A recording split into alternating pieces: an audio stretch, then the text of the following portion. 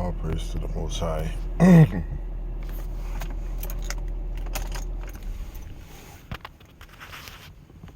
don't know what to say, folks.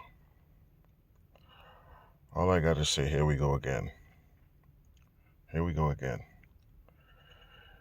How could, my God, that young man, 22 years old, man. I got 3 black young men in my possession, in my care, ranging from mid-20s to 18. And God forbid that something like this happens to me. Like a cop opening up a door, kicking a bed to wake an individual up, sees a gun, immediately ends that person's life. Listen, I watched his mom speak. That sister is incredibly strong. So is his dad. But he was losing it there for a second. Folks, let me tell you something, man. Why is it we keep revisiting this situation over and over again? I think it's because they just don't give a damn, man. They just don't give a damn.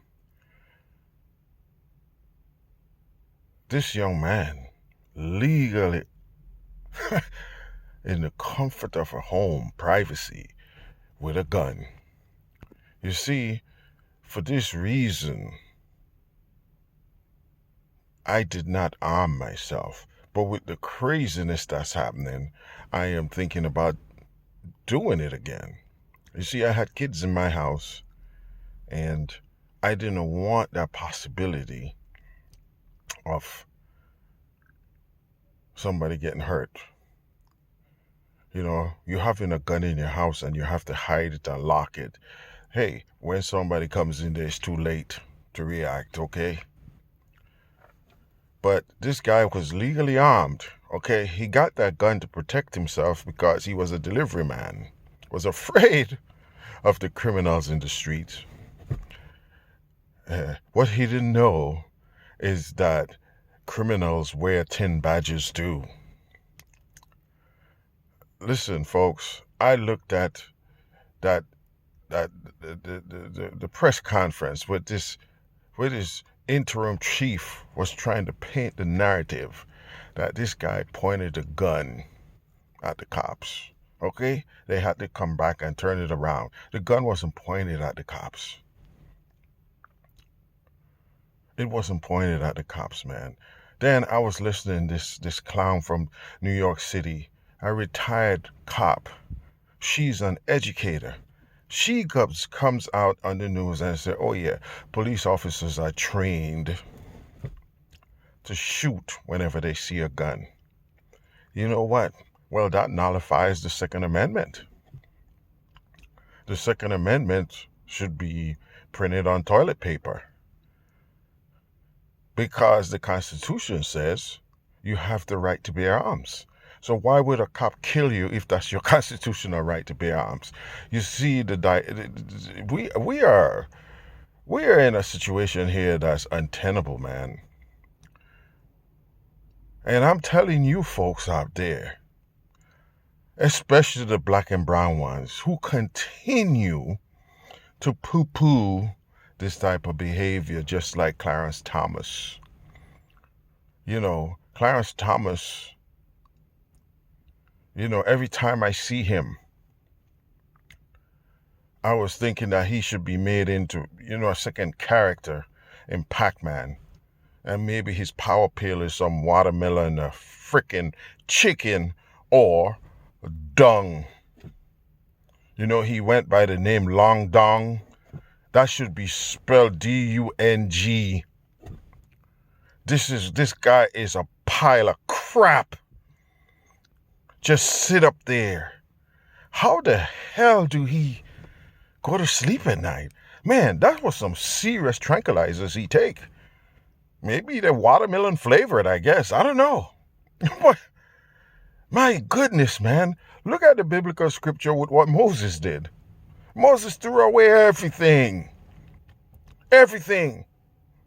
When he saw injustice in front of his face.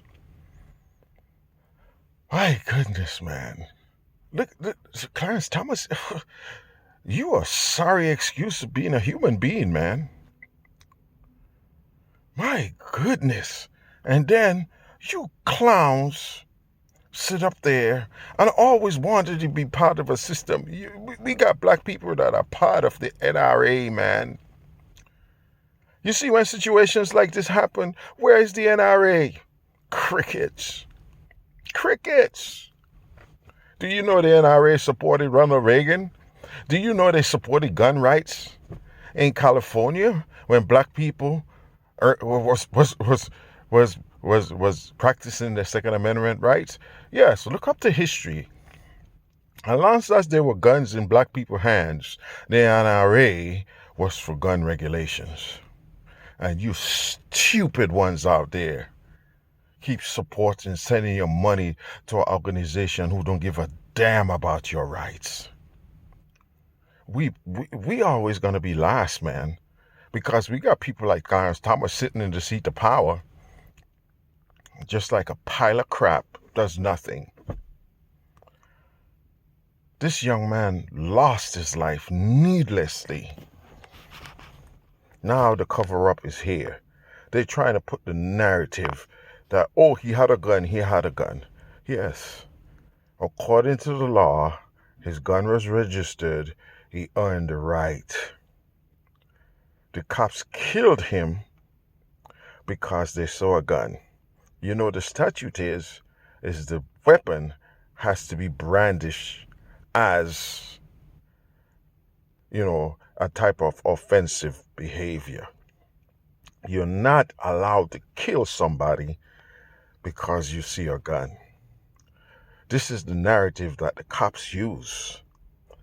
So their lives are the only lives that are important. We are your heroes. So we see you with a gun, we earn the right to blast you. This is the Yosemite Sam type culture we live in. We're going to fix everything with a shooting iron.